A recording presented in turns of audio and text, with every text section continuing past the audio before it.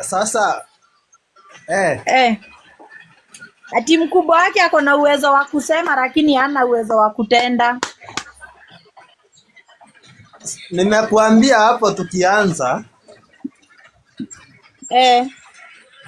the only way to convince people it is promising and promising and promising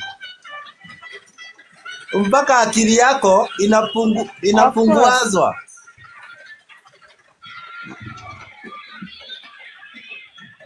Juu ya vile umechanganywa.